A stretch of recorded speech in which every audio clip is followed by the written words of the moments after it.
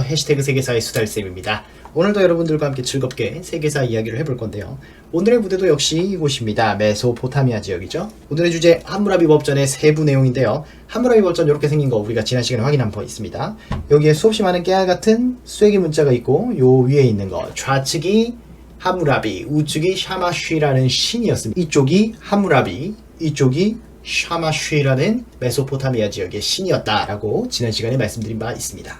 자, 그러면 이어서 말씀을 드릴게요. 이게 바로 함무라비 법전의 서문입니다. 아누신과 벨신께서 나 함무라비를 신을 두려워하는 사람을 지엄한 군주로 임명하셨다. 블라블라블라 나오는데, 나는 샤마시 신과 같이 높은 곳에서 민중을 내려다보며 온 세상에 빛을 비치리라. 인류를 복되게 하리라. 뭔가 홍익인간의 정신 비슷하네요. 우리가 고조선을 기원전 2333년에 건국됐다고 얘기를 하는데, 이 함무라비는 기원전 18세기 사람입니다. 그러니까 연대적으로 볼 때 고조선 시대죠.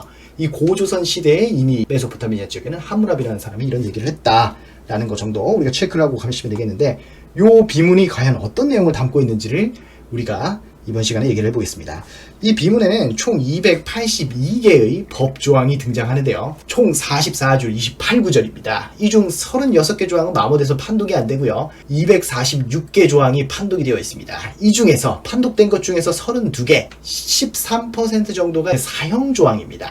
그리고 나머지는 재산이나 가족관계에 대한 내용이죠. 잔인한 신체 형벌에 대한 내용도 있는데 한 20여 건 정도 나옵니다. 그 중에서 우리가 유명한 게 요거죠. 눈에는 눈, 이에는 이. 과연 이게 어떤 내용이었는지, 요걸 우리가 탈리오의 법칙이라고도 하고 동해보복법이라고도 합니다. 같은 해를 끼친다라는 거죠. 자, 그럼 눈에는 눈 구절을 한번 봅시다. 실제로 이렇게 나와 있습니다. 평민이 귀족의 눈을 쳐서 빠지게 하였으면 그의 눈을 뺀다라고 나오는데, 어떻게 쳐서 눈을 빠지게 만드는지는 모르겠는데 눈을 뺀다라고 하는 거죠. 요게 이제 눈에는 눈이 되겠고요. 평민이 귀족의 뼈를 부러뜨렸으면 그의 뼈를 부러뜨린다라고 나왔습니다. 남의 뼈를 부러뜨리면 내 뼈도 부서지는 거죠. 이렇게 이제 부서지는 건데, 과연 모든 사람들이 다 이런 게 적용이 되느냐, 자세히 보시면 198조 귀족이 평민의 눈을 쳐서 빠지게 하였거나 뼈를 부러뜨렸으면 은 1미나를 치러야 한다. 그러니까 돈으로 때울 수 있다입니다. 귀족은 돈으로 때울 수 있다. 누구를 어떻게 했을 때? 평민을 건드렸을 때. 아니, 이러면 뭔가 차별적인 거 아닙니까? 귀족이 자기와 같은 사람의 일을 빠뜨렸으면 그의 일을 빠뜨린다. 이 빠뜨린다는 표현을 쓰는데 부러뜨렸다라고 생각하시면 될 것 같습니다. 그런데 귀족이 평민의 일을 빠뜨리면 그는 은 3분의 1 미나를 물어야 한다. 역시 여기서도 같은 처벌이 아니라는 거죠. 신분에 따라서 차이는 있다. 그러니까 같은 이지만 같은 이가 아니었다라는 것 정도.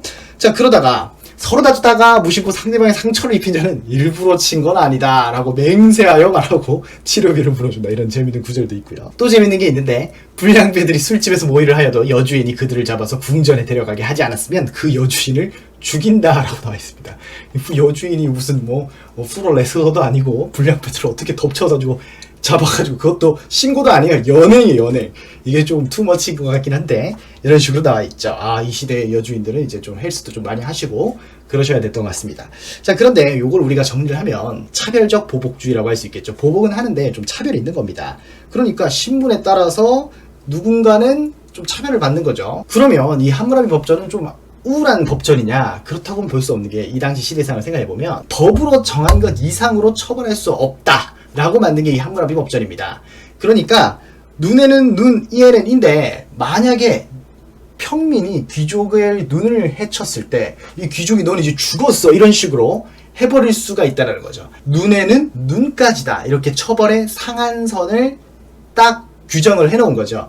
눈은 눈까지만 이렇게 정해놓은 것이 함무라비 법전이다. 신분에 대한 차별은 있으나 어느 정도 과잉 처벌, 투머치 처벌은 되지 않도록 이렇게 딱 막아놨다. 이런 식으로도 해석해 볼 수 있겠다는 거죠. 자, 그런데 이 함무라비 법전을 반환해달라는 얘기가 있었습니다. 1980년 이라크 후세인 정부는 이 함무라비 법전 석비를 반환해 줄 것을 요청했죠.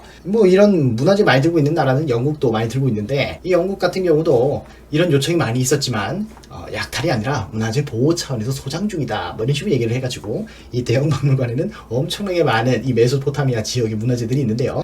사실 이 석비를 가지고 있는 거는 프랑스니까, 프랑스에서는 뭐라고 얘기를 했느냐, 이 루브르 박물관이 이걸 가지고 있다고 했죠.